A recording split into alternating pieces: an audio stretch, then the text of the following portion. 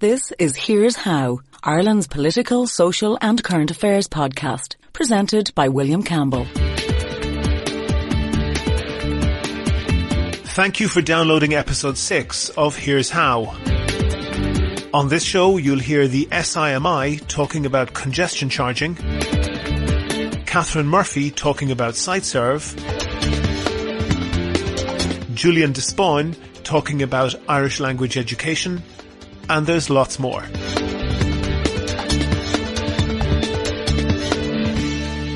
Here's How is Ireland's political, social and current affairs podcast. Make your view heard. Just dial 076 603 5060 and tell the world what you're thinking. Your voicemail may be included in the next podcast. You can find tips on recording your contribution and other ways to contact the show at here'show.ie/call. There's a story of a Fianna Fáil politician, not long retired, from when he was a newly in the Dáil. The Department of Posts and Telegraphs had a 7-year waiting list if you wanted to get a telephone. In case you don't remember, up to 1983, the Department of Posts and Telegraphs, the P&T, were responsible for the telephone system. They had a legally enforced monopoly. No other supplier was allowed. Prices were high, especially for international calls, but just getting the telephone in the first place was a struggle. Most of the questions in the Dáil to the Minister for Posts and Telegraphs asked when would such and such a constituent get their telephone. They applied years ago, their grandmother is getting on, they might need it to call a doctor for her. There were literally thousands of these questions. Civil servants would be sent off to find out where the constituent was in the queue. The answer would be typed up and the Minister would stand up in the Dáil and answer the TD's question. And the TD would write to the constituent and tell them how many more years they had to wait.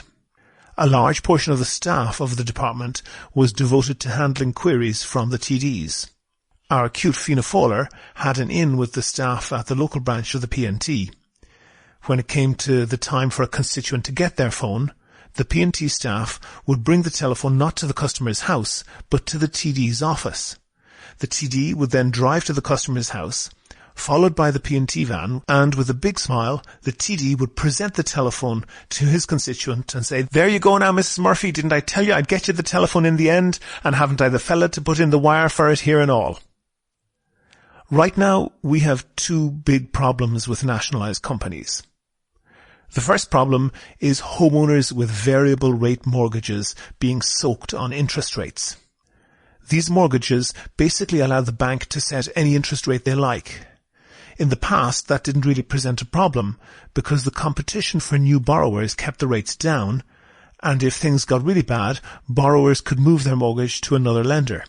That isn't happening now because, for the most part, the banks want to deleverage. That means have less borrowing on their books. So they're happy to lose the mortgage holders. And even if there was competition for the business, many of the borrowers couldn't move anyway because they're in negative equity.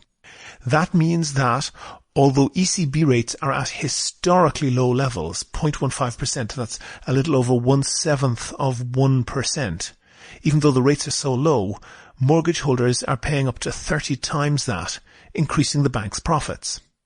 Our banking system is so broken that customers have little choice except to pay or lose their house. The government could do something about it. It owns all the banks, in part or whole. So it could order them to reduce rates, or it could bring in a law to force them to do so.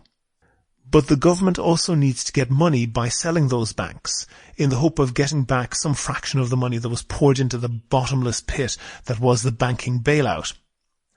If they force down bank profits, they will also push down the price that they will get for those banks when they're eventually sold. The government is in a bind. Should it be businesslike, trying to get the best price for its assets, or should it use its muscle to ease the pressure on mortgage holders? And if they do try to ease the pressure on mortgage holders, isn't that just buying votes with taxpayer funds? These type of contradictions don't lead to good business decisions. But at least this contradiction is out in the open. That's not always the case. Later in the podcast, I'll be interviewing Kildare North Independent TD Catherine Murphy, talking about the SiteServe scandal. It's pretty clear what happened. Shareholders who had worthless shares in a bankrupt, insolvent company were paid €5 million for those shares when they weren't entitled to a cent. If that money was from a privately owned company, you could say, so what? If the company wants to throw away its money, so be it. But it wasn't their money. The money should have gone to the IBRC, what used to be Anglo-Irish Bank. We, the taxpayers, paid billions for this stinking carcass of a bank, and we're entitled to whatever the assets can be sold for. But all the debts of Sightserve got forgiven. That's to say that more than €100 million that the taxpayer is owed will never be paid back. Dennis O'Brien got a profitable company on the cheap, when it seems that others were willing to pay more for it, and the shareholders, who should have lost everything, got a sweetener of €5 million. The fact that they all had the same law firm doesn't suggest that there was much commercial tension in the deal. It seems much more like old pals sorting each other out. Catherine Murphy is entitled to kudos for digging out this scandal. In this instance, it seems, we're finding out the truth, at least some of it, though I doubt we'll get our money back. But we shouldn't have to rely on the doggedness of a TD or on blind luck to try and keep on top of these scandals. For as long as modestly paid public servants have to make subjective decisions on issues that may benefit private individuals, we will have problems like this. It is inevitable that the benefit will sometimes circle around and influence the decision maker. Whether the benefit is a telephone or a telephone company, it's an incentive to bad governance. We need systemic change. Do you agree? Do you disagree? If you want your point of view heard, dial 076 603 5060 and leave a contribution for the show. The lines are open 24/7 and you can find tips on how to record a good contribution and other ways to contact the podcast at here'show.ie/call. And on the 28th of August, there was an article in The Independent about a congestion charge for Dublin, similar to in London. I'm joined on the line now by Brian Cooke, the Deputy Director General of the Society of the Irish Motor Industry. Brian, what's the SIMI's attitude to congestion charging in Dublin? Well, I think as it stands, if nothing else changed, I think you would say we will call it for what we see it as being, which is it's not a congestion charge. It's actually an anti-commuter tax. A congestion charge in isolation will be very unfair to the hard-pressed Irish commuter as things stand. And I think what would you combine it with? Well, I think as things stand at the moment, firstly, we need to evolve our public transport system into a more effective and a more inclusive way. The evidence is there. Look at the Dart. Look at the Lewis. If there is public transport available, people will use it. You know, they are packed from early in the morning to late in the evening. So people will use those services. But for a lot of people, the public transport system isn't in place as it is. I even know where I live. I actually live quite near a train station, and I regularly use the train to commute. But the park and ride facility is actually park and ride in a residential area, which is quite near two national schools. So even for people who live not too far out, there are safety issues there. But for people who live further out, particularly the younger people who bought their houses outside Dublin, they actually already have to drive into Dublin as it is, maybe to bring their kids into creche. Well, surely, I'm sure you're right that there are many people who have to drive into the city. There are other people for whom that's discretional.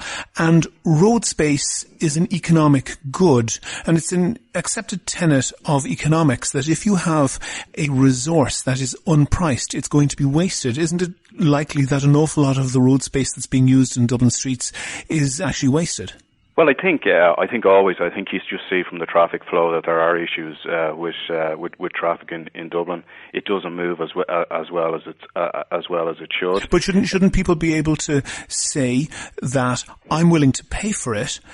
If there are some people who are so marginal that they're not willing to pay for it, that wouldn't it be better to allow the people who need the road most to use it rather than congesting everybody?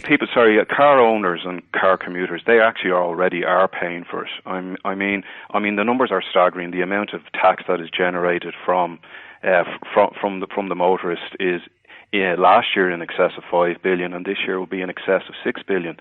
So, I mean, they are already paying for it, and even in terms of usage, the more you drive, the more petrol you use, and the vast majority of the price of petrol or diesel actually goes to the government as a tax as it is. Sure, but the more you drive, the more you pay in petrol. But if you drive on a motorway with very little traffic, you pay the same amount for your fuel as if you drive in very, very congested streets. Shouldn't that principle be extended so that people who use very, very intensely streets with a very high demand pay more? Well, I think in isolation, no. And I think for the reasons I've already outlined, I think if congestion charges are to be brought in, it needs to be brought in as a basket of measures, and not just as a blunt instrument to actually stop people going about their daily business. As well, there are people, I think you even mentioned it there, that some people have to actually drive in and out of cities. There could be additional costs to them, additional costs of getting to and from work, in additional cost for their businesses as well. So, sure, but any additional tax is actually going to make Ireland a more expensive place. Sure, so there's a lot of people out there with cars who are marginal users of cars who don't need to drive every day.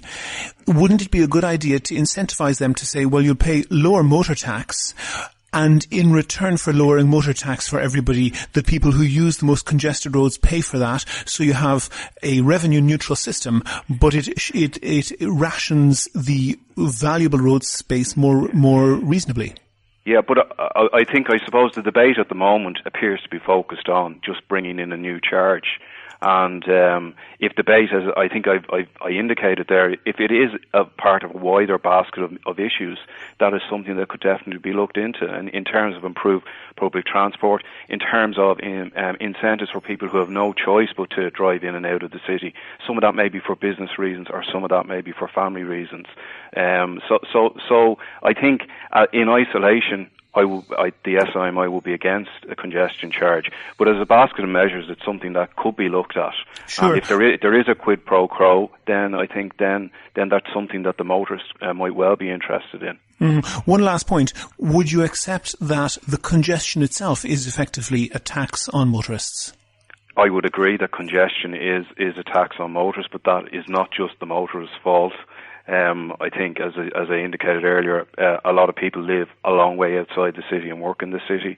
The traffic flow in Dublin, in some cases, appears to be focused, while it is focused on actually getting public transport moving. At certain times, you see empty bus lanes and even empty trains at times, and yet the traffic still can't flow. So I think while I would agree that there is a cost there, I think to just blame the motorist, I actually think is a very simplistic way of looking at it. And I think a congestion charge is too simple a measure in isolation, and I think it needs to be looked at in a wider spectrum. Brian Cooke, Deputy Director General of SIMI, thank you very much for talking to me.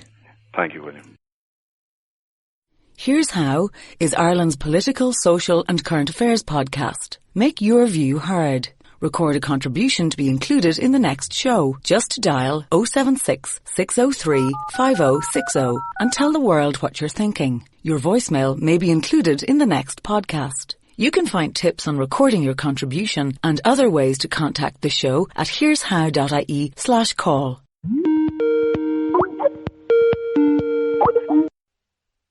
On a Skype line now, I have Fergal Crehan, barrister at law. Fergal, you wrote about some of the controversies in legislating for the internet recently, particularly about online harassment and bullying. What do you think that the laws proposed by Lorraine Higgins and Pat Rabbitt, what do you think are the merits of them? Well, I'm mixed, I suppose, in my attitudes towards them. Pat Rabbitt's bill proposes extending the old kind of nuisance telephone call legislation to cover nuisance communications online, which sounds like a logical thing when you view it in isolation. That obviously there were crank calls, threatening phone calls, heavy breathers, all of this stuff. It didn't take long after the invention of the phone call for people to find ways to misuse it, and we criminalised those things. So it seems like simple common sense to extend them to cover internet communications. But I think what makes this, in my opinion, a bad idea is that it forgets that internet communication is not the same kind of communication as a phone call. It doesn't have that intimacy, so that a threatening phone call is frightening and it's an intimate communication. Even a threatening email, a threatening letter is perhaps even more intimate because it contains the implied threat of, we know where you live. Mm-hmm. And I suppose you can say perhaps a direct message on Twitter might share that intimacy, or a direct message on Facebook, but there seems to me a world of difference between someone sending a message to you and somebody speaking about you. No one would ever claim that making threats and sending someone poison pen letters was an expression of free speech. I mean, that is not an argument you'd be able to get off the ground. But if I speak very intemperately about a public figure online, and I'm speaking about them rather than to them or at them, certain free speech considerations do have to come into play that wouldn't be relevant when I was sending a message directly to a person. So would it be so? I think with a public figure, would it be right then to say that you think the fact that by whatever medium a message sent which is not aimed directly at its target but at a wider audience is diluted and therefore shouldn't be policed as strongly? Yeah, and I wouldn't even say dilution. I mean, it's a message that is about somebody. We do not criminalize speech as a rule, unless the speech contains something more than speech. So, for example, if the speech is also an incitement to violence, or to hatred, or if the speech is also a threat. You know, a threat is an action as well as simply a collection of words. Mm-hmm. Whereas if you're talking publicly, you are engaging in some sort of public debate, and it can be extremely bad-tempered public debate. You know, I have nothing but sympathy for Lorraine Higgins, who is the senator who was also brought in a bill, and I have nothing but sympathy for what she's had to put up with, particularly because I think women get far more abuse online than men do, and I think female politicians get more. But at the same time, when you're speaking about a person, we begin to curtail public debate when we say that speech must be respectful at all times. I would value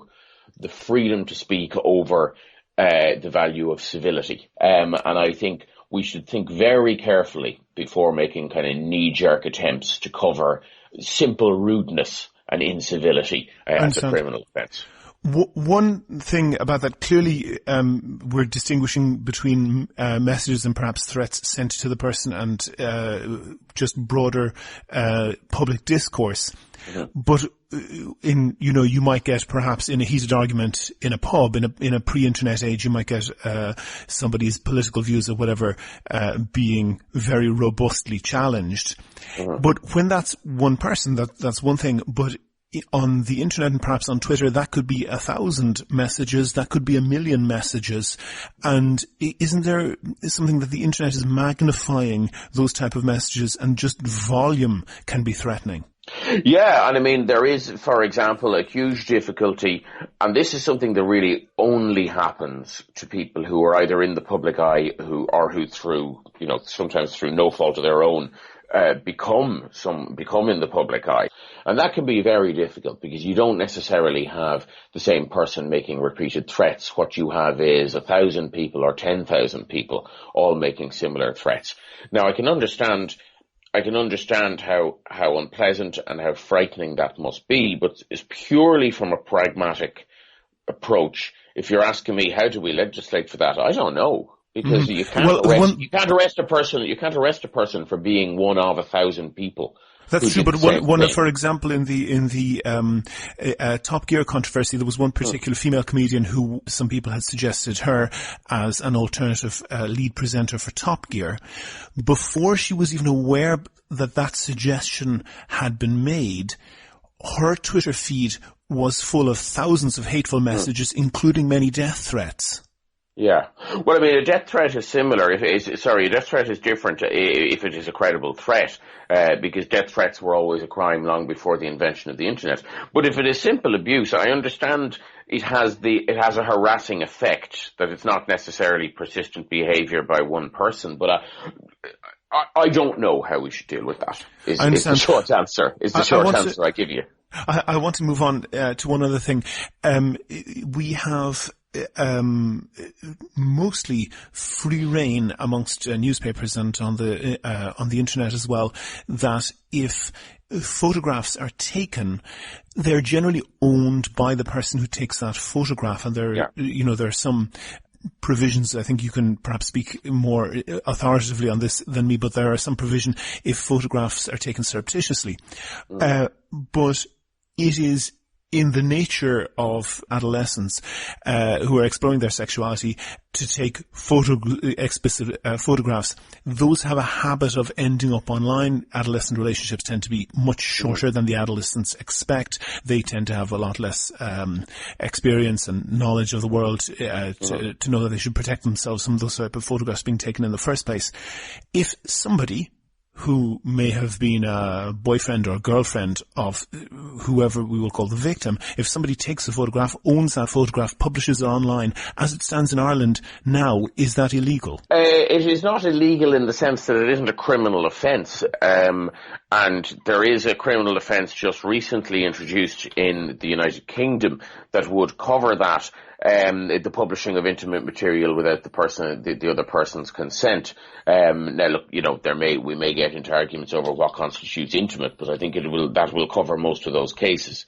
There isn't a criminal offence in Ireland, but what there is the Data Protection Act, which, again, as you point out, for newspapers and media organisations, they don't really need to abide by that, because if you were forced to kind of respect the privacy of everybody's data, you could never report anything. Certainly, investigative journalism would become a thing of the past. But for the non-media outlet, you do own your own data, and that includes your phone number, but it also includes your address, and it includes any photographs taken or videos taken of you. So if somebody posts something online without your consent, you can demand that it be removed. And in cases where it's likely to cause you distress, you can demand that it be removed within 20 days. I would suggest and have suggested that 20-day period needs to be shortened. And there need to be consequences for internet services who don't respond within 20 days. But I think in principle, that is the remedy we have to this so-called revenge porn phenomenon. Is an American porn website that's registered in the Bahamas and perhaps has servers in Hong Kong going to pay the blindest bit of attention to Irish laws? None whatsoever, but the big ones are all in Ireland. And, we can only deal with Ireland. We can never pass laws for what somebody in America or the Bahamas might do, in terms of the internet or in terms of anything else. I want to move on to one other thing. The European courts have introduced what is called a right to be forgotten. Just to clarify, this is not giving people a right to have negative news articles removed from the archives of newspapers. What it's giving people the right is to have the search results. So where perhaps you committed a crime, you were reported in the paper to have been convicted of that crime, that news report stays on the server of the newspaper, but Google and other search engines are being required to remove that particular page from their search indexes, so that if somebody Googles, for example, Fergal Crehan, then they can't very easily find that particular report. Is that a limitation on freedom of speech? I don't think so, because Google aren't speaking. Google are just indexing what was out there already. And I mean, even the Google hate this. They hate it, and they've been trying to undermine it from the moment it happened. And they made some very intemperate and, in my view, very foolish remarks about book burning and censorship. You have to remember Google are an advertising company, and they make their money by being able to index your information. So obviously Google are dead set against this. I think it's interesting that you talked about people who have perhaps embarrassing things about themselves or minor legal troubles that they wish to have forgotten. The right applies to people who were the victims of crime as well, or perhaps somebody who gave evidence in the case, and they simply don't want. If I give evidence that puts somebody away to jail, that doesn't necessarily mean I want a court case to be the very first search result for my name. It doesn't mean I have anything to hide. It's just, let's say I have an impressive CV, I've done other good things in my life, I have a LinkedIn profile that makes me look a desirable employee. I don't want a burglary or something to show up as the first result, even if I was the one responsible for obtaining the conviction. That may be the case. That may be the case, but it seems like the people who are applying for this in Ireland are career criminals whose names are well known to at least to tabloid newspaper reporters. What makes it seem like that, do you think? Well, I don't have it in front of me, but I'm aware, and I don't want to name the people involved, but I'm aware that shall we say, prominent Dublin criminals are prominent on the list of people requesting this. And how would, I'm trying to think through this, how would you become aware of that if Google hadn't told the world? Google aren't telling the world about the vast majority of entirely innocent people who are making the application. That's a reasonable point. Nevertheless, does a career criminal have the right to have the references to their convictions removed from Google? No, and they haven't. Okay. And I know that Jimmy Wales of Wikipedia has come out very, very strongly against this. Is there a possibility that, for example, links on Wikipedia pages, and we all know how important the references on Wikipedia are, could they be required to remove historic references to people? I think it's highly unlikely. The ruling applies to information which is inaccurate, irrelevant, out of date. There is a strong public interest exemption. So anyone who has a public profile, be he a career criminal or a politician, is not going to be able to avail of it. Fergal Crehan, barrister at law and author and blogger at www.fergalcrehan.com. Thank you very much. Not at all. If you like the Here's How podcast, please rate and review the show on iTunes and other podcast providers. Share it on Facebook and Twitter. Tell your friends. But most of all, make your views heard. Call us on 076 603 5060. I'm joined on the line by Julian de Spáinn, who is Rúnaí of Conradh Gaelige. Julian, you wrote a piece for the Irish Examiner about the state's support for the Irish language. What are they doing wrong? Well, there's a number of things they're doing wrong, and I suppose essentially the main point is that they need to, as a government, the state and the state apparatus need to get behind the Irish language, promotion of the Irish language, and providing services through Irish for Irish language speakers. And, it's something that we've been sort of asking them to do for the last number of years. We've been, the government did publish a 20-year strategy for the language. They did publish a new Gaelige bill in 2012, but they haven't put any resources behind these two essential pieces of work that are meant to promote the language, are meant to, provide more services, and they're meant to make sure that people who want the opportunity to use Irish, that they have that opportunity to use it. Would you accept that obviously many millions, maybe billions have been spent on promoting the Irish language since the foundation of the state? It's probably worth saying that the return on that investment has been poor. I wouldn't go that far. I mean, at the end of the day, if you think back to 100 years ago, there was only 600,000 people on the island who had Irish. But all of them were native speakers.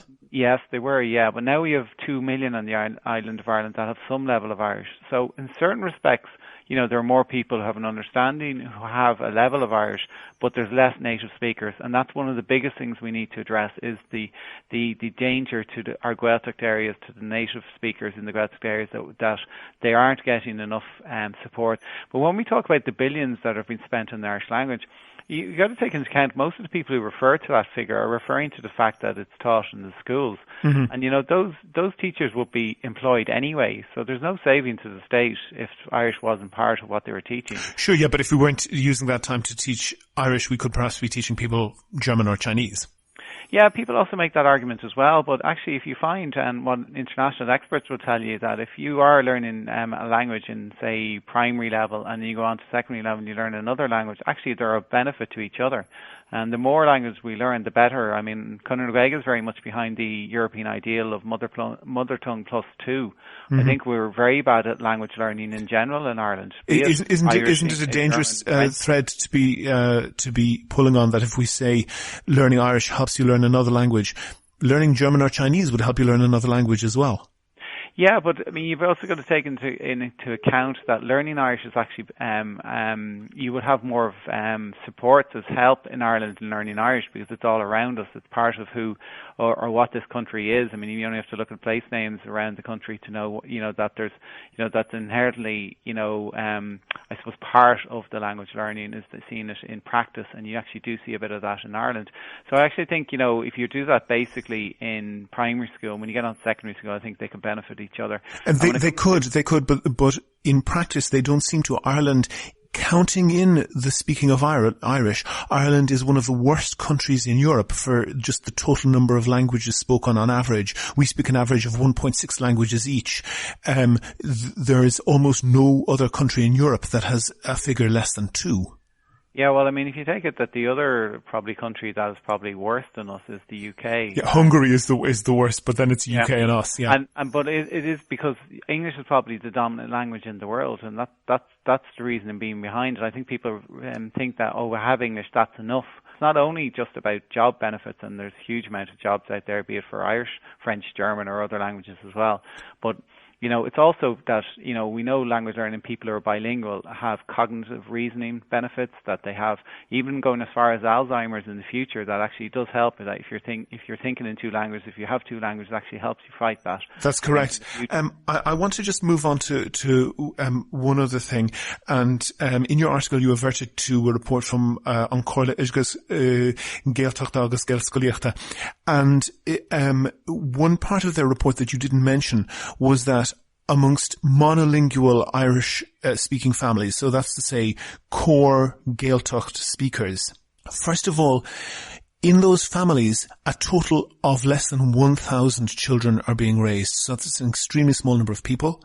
And of those 1,000 kids, pretty much all of them, even though they're not their main language, their only language at home is Irish, but pretty much all of them speak better English than Irish. That's a terrible situation, isn't it? Oh, it is, definitely. I mean, and I suppose that highlights the extreme, I suppose, place we are now at with Gaeltacht areas, and the support we need to make sure so that this is addressed. And I want to take that into account. In the past. And if you have to take into account that, as I say, English is the dominant language. In the education system, there's no curriculum that actually is based on or is geared towards Irish language speakers. So, for example, what they've done in second level, they've increased the amount of points that are available for the oral Irish, which is great in other schools. Mm-hmm. But in Gaeltacht areas, they've actually dumbed down the curriculum in essence. I mean, they've literally, if you were to do that in English, you were to take all Shakespeare and all the main writers off the course and say, well, it's more important that you can speak English. There'd be uproar. Absolutely. But what happened in the Gaeltacht areas? Well, I want to address that point directly of having an Irish language strategy that is appropriate to the current situation. And one thing that I think alienates many people who are by nature, of course English-speaking people who are by nature sympathetic to the Irish language, is the perception that a lot of the money that is earmarked for budgeted for promoting the Irish language actually ends up looking more like a community employment scheme to employ people who are Irish language speakers. And I'm thinking particularly about the Stardust campaign, getting Irish made into an official European language. That kind of sounds great. It sounds like a feather in our cap. But is it really sensible to be spending millions of euro translating a few minutes of MEPs' speeches and translating reams and reams of incredibly dull EU documents which nobody reads in English anyway? Is that a good use of Irish, of funds? There's 2 things you raise there. The first is that if these things weren't done in Europe, the money wouldn't be made available to promote the language in any other way. That's a translation budget part of the EU, so there's no. Yeah, but aside from the budget, that's very alienating. It's a translation budget that is being spent and we contribute to anyway, and so why shouldn't Irish be part of that contribution? Can I tell you? The second thing. Can I answer the question? Well, no, I haven't finished. Go ahead, and then I'll answer it. Yeah. The second thing is that Irish was used more in the European Parliament more than Latvian, Estonian, and in one other language, I'm not sure, in 2013. We don't have the figures yet for 2014. So if people want to use Irish in the European Parliament, they should be able to use it. And Leonie Reida, for example, MEP from the South, only uses Irish in the European Parliament. So I think, and one of the other factors that you have to take into account with the European Union is that they recognise the value of language. They recognise the value of difference in cultures, and they celebrate that. Okay, let me go back and answer your question. And essentially what you're saying is, I'm not sure that you should be asking the questions, but that's a different point. Essentially what it seems to me that you're saying is that this is in some way free money, or that it's not money being taken away from other Irish language resources. Therefore, why not spend it on translating incredibly obscure EU documents, or a couple of minutes? There are 750 MEPs. Leonie Reida isn't going to get that much said in Irish, and certainly not that much understood. But there's another reason, because it alienates people, and people feel that when there is perhaps a very small clique of very, very expert Irish speakers who insist on having these documents translated, that undermines the public support of people who are English speakers but would try Irish if they got a chance. It makes them feel alienated from the language. It makes them feel that it's maybe just a cash cow for a small clique of people, and it creates a bad feeling towards the language. Isn't that a good reason for not doing it? No, I wouldn't agree at all. And it comes back to the other point that I made there, that, it's the right of any, I suppose, MEP, if they wish to use Irish, that they would be able to do so. Also, these documents that have been translated into all those different languages as well. And Irish should be part of that, because Irish. Well, return then to the point, Julian. Return to the point that we are dealing now with a generation of at most 1,000 kids who are growing up in Irish monolingual homes. And even they speak better English than Irish. Nobody is being disadvantaged by not having EU documents translated into Irish. Nobody is at any disadvantage at all. The overall spectrum of things, and I think it's very disingenuous to say there's only 1,000 children being brought from Gaelic areas. Therefore, the rest of the people who have an interest in Irish are discounted. 80,000 people use Irish daily in their lives outside. None of them are reading EU laws outside of the educational system. Not only that, there's 2 million people on the island of Ireland that have a level of Irish.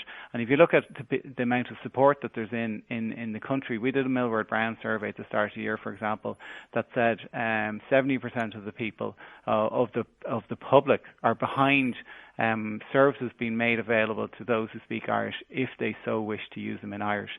So the public is overwhelmingly behind the language. If you were to do a very simple level, was in schools. We know the Gaelscoill movement has been fantastically successful. There's an oversubscription for the Gaelic schools, but how do we actually bring that into the other English medium schools? And one thing we'd say very simply would be that you could do other subjects through Irish. Mm-hmm. So be that something that the kids would enjoy, like art or PE or drama. Simple things like that could make a huge difference. Absolutely. Wouldn't parents push for that more if they felt less excluded? But I don't think, and I don't think there's a case of people feeling less excluded. I think more it's that they don't get the opportunity. And one thing that you'll find, say for Seachtain na Gaeilge, for an example, we find it's amazing in terms of participation and people feeling this is the week that I'm going to use my Irish. Julian Spáinn, Rúnaí of Conradh na Gaeilge, thank you very much.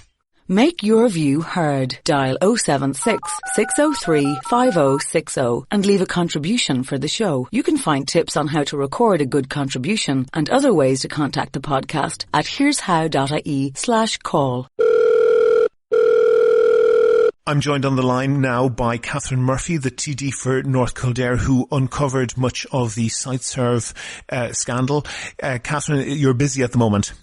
I am indeed, yes. Bilocation is not something I've quite managed, and trying to find minutes to do things is getting tough. I can understand. Very briefly, do I understand what's going on here, that the SiteServe company was sold when it was absolutely insolvent, and despite that, 5 million euros of cash was given to the shareholders who essentially had worthless shares. Yes, and it has been presented as though that the shareholders could have prevented this sale. I doubt that. If I was a shareholder with a company that had, debts of in excess of 100 million over the value that it was sold for, I would have been in any rush to retain those debts on my back. And I don't see why, and I couldn't understand right from the word go why, there would have been a payout to the directors or shareholders. And your former party, the Labour Party, has, it seems, reneged on freedom of information commitments, whereby they said that they would undo the Fianna Fáil PD gutting of the Freedom of Information Act, imposing an awful lot of charges and restrictions on that. Labour Party said that they would undo that and restore the Freedom of Information Act. They don't seem to be doing that. What's your take on that? First of all, it's a long time since I was in the Labour Party. Mm-hmm. I left in 2003, so let's just put that aside to begin with. But I think, one of the democratic revolutions that needs to take place is transparency in how we do business in this country. I mean, I can understand that there can be commercial sensitivity in some things, but it's absolutely critical that we have an open approach to government if we're really to live in a proper democracy. I understand. Specifically with SiteServe, it really seems that with the same legal team representing several different sides on the deal, we've got a problem whereby what is supposed to be run as a commercial company, the IBRC, the wound up Anglo-Irish bank, is serving more than one master, that they have a commercial pressure on them, and they also have a political pressure on them, perhaps to keep sweet with their political masters. Do you think those two pressures can be combined successfully? You've got to ask in a situation like that are decisions made in the interest of the bank, or are decisions made in the interest of the taxpayer, or the citizens of this state? In this particular case, where IBRC is an amalgam of Anglo and Irish Nationwide, it was set up to more or less deal with the distressed assets and wind it down in an orderly form, in an orderly way, to give the best return for the taxpayer. I think some of the questions that have been raised that very question you've posed to me, and I think the public will make their own decision on that. There can be only one master in those situations now, and even the fractious relationship that was very evident in the replies to freedom of information shows that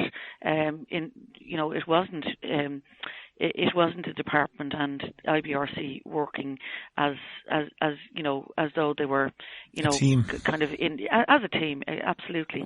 But in actual fact, there was quite a bit of conflict between them, and I find that very, very hard to fathom. Do you suspect that the people hanging over from the old Anglo days are just too friendly with the people like the shareholders of SiteServe, the former shareholders of SiteServe? I don't know. I don't know what the I wouldn't know all of the personnel involved. Clearly, I would know quite a lot because this is very complex, and myself and my staff in the office here have been working on this for some considerable time. But that is a value judgment that I'm just sticking to the facts at the moment. Mm-hmm. The one thing I just want to broaden this out to is I appreciate it's a long time since you were in the Labour Party, and it's an even longer time since you were in the Workers' Party, but there was back in the 80s, there was a theme of saying nationalise the banks, and we got that under circumstances that we never yeah, exactly. We never expected that to happen. But on a point of principle, is that a bad idea? Because it essentially sets up a conflict between the commercial pressures on any given bank and their pressures that come from politicians who are looking at constituents saying this bank is charging me too much interest, this bank is repossessing my house and I don't want to do that, so rather than going through court I can maybe get onto a politician and get them to put pressure on the bank. Can that circle ever be squared? Look, I think the one thing that we know from all of what has happened, including the around the time of the collapse and the kind of lending that has happened, the one thing that we absolutely need is proper regulation and oversight. That's one of the lessons we have had to. We've had to learn in a very hard way. Do you think that regulation can do better than nationalisation could? Yeah, I think there's a difference between banks that are functioning as commercial entities in their own right without the involvement of the without the involvement of as opposed to bankrupt banks. The IBRC is an entirely different type of entity, indeed, there is a hands-off approach. That's why these relationship frameworks are put in place between the department and the banks, so that you can actually set out the rules and the ground rules. There's no way that a politician should be able to go in and dictate, you've got to give a loan to this company because it's in my constituency, or that kind of stuff. That would be wholly inappropriate. So the conduct has got to be regulated. There's no two ways about that. But there is a clear difference in how some people are, being treated, and other people are being treated. When you look at, I come across businesses all the time that are just absolutely, people are not even sleeping, worrying about debts, and here are other people in a position where they'll say, well, maybe we won't sell it unless we get a payout to shareholders. You can understand why people would be upset by that. I can. Catherine Murphy, Independent TD for Kildare North, thank you for joining me on the phone. I know you're very busy. Make your view heard. Record your own contribution and email it to podcast@here'show.ie. You can find tips on how to record a good contribution and other ways to contact the podcast at here'show.ie/call. That's almost the end of episode 6 of Here's How, Ireland's political, social and current affairs podcast, published on the 3rd of May 2015. References for everything that I mention in the show are listed in the page for this episode on the here'show.ie website. If you like the podcast, please go on iTunes and write a nice review. Also, please like the show on Facebook. Please follow @Here'sHowPodcast on Twitter. And, of course, subscribe to the show. You can use iTunes, Stitcher, TuneIn Radio, or any other podcast app or software. You can do all of that right from www.here'show.ie. Or you could just go out and meet your friends and tell them how great the podcast is. The next show will be uploaded shortly. The Here's How podcast is produced and presented by me, William Campbell. Thank you for listening.